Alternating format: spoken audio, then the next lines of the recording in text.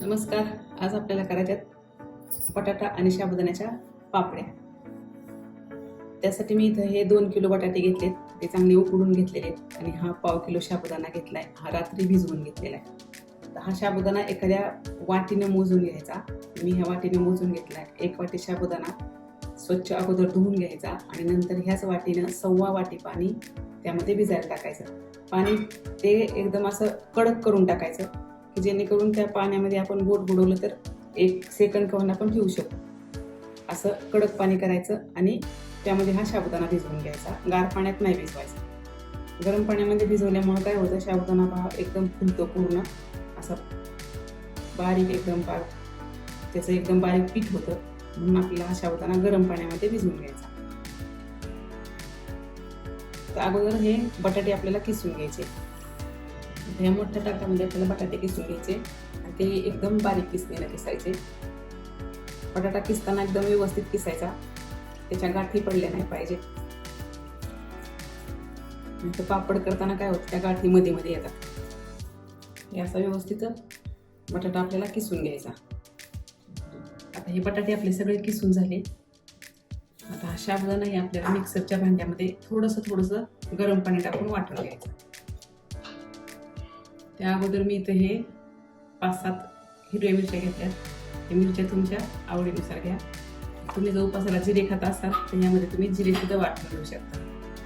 अगोदर ह्या मिरच्या वाटून घ्यायच्या आणि नंतर आपल्याला हा साबुदाणा वाटून घ्यायचा. हे वाटलेल्या मिरच्या या बटाट्यामध्ये टाकून घ्यायच्या लगेच.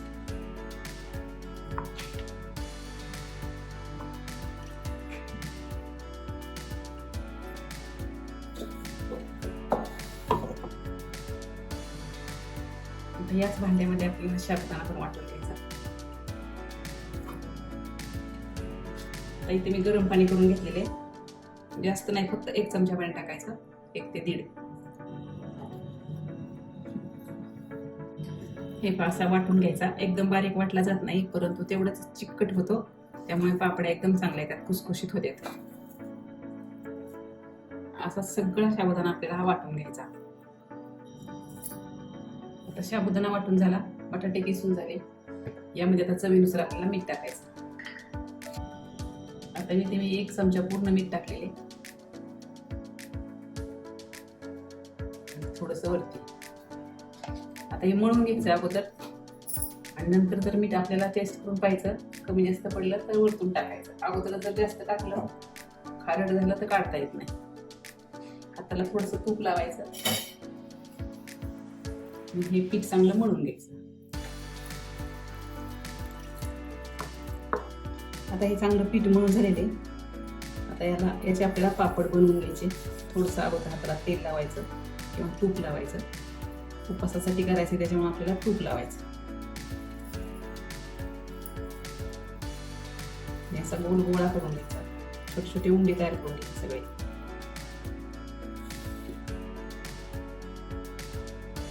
हे पापड आपल्याला प्लास्टिक पेपरवर करायचे किंवा तुमच्याकडे पुरी यंत्र असेल तर त्याच्यावर करा. थोडंसं कागदाला अगोदर तेल लावून घ्यायचं. त्याच्यावरती हा छोटासा उंडा ठेवायचा. वरती जो एक प्लास्टिक पेपर टाकायचा त्यालाही थोडंसं तूप लावून घ्यायचं आणि एखाद्या ताटाने असं दाबून घ्यायचं.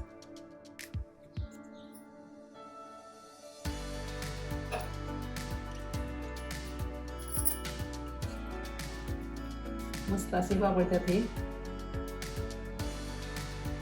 एक कपड्यावरती असं टाकायचं. टाकत्या वेळेस थोडंसं वरतून असा हात फिरून घ्यायचा, म्हणजे कागदाला पापड चिटकून येत नाही. मस्त असे निघतात पापड. आता असे सगळे पापड आपल्याला करून घ्यायचे. आता या पापड्या आपल्या मस्त उन्हामध्ये घालून झाल्यात. आता या 5 वाजेपर्यंत वाळू द्यायच्या आणि ही वरची बाजू आपल्याला पलटून घ्यायची. वरची वाळल्यानंतर मग आपल्याला हे पलटून घ्यायच्या.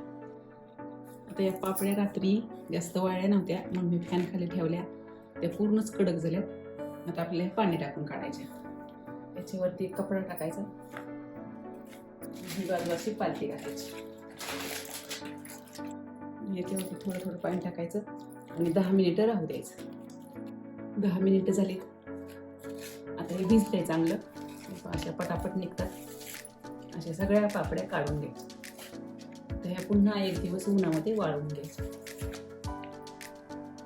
आता ह्या काढून झाल्या सगळ्या. म्हणजे ओली बाजू तीच खाली घालायची म्हणजे पापड्या वाकड्या होत नाहीत. आणि आता अशाच ह्या 2 दिवस उन्हामध्ये चांगल्या कडक वाळवून घ्यायच्या. 2-3 दिवसाच्या उन्हामध्ये आपल्या पापड्या छान वाळल्या आहेत. आता आपल्याला ह्या तळून घ्यायच्या. फक्त 2 किलो बटाटे आणि 1/2 किलो साबुदाणा एवढ्या घमेलवर पापड्या होतात. तर इथे तेल तापलेले आता आपल्याला मस्त अशा या पापड्या तेलामध्ये तळून घ्यायच्या. मस्त फुलतात. मस्तपैकी आपले पापड तळून झालेले एकदम खुसखुशीत बनते. लगेचच त्याचा भुगा होतो. तर अशा पद्धतीने तुम्ही नक्की करून बघा. आवडल्यास लाईक करा, शेअर करा आणि चॅनलला सबस्क्राईब करा.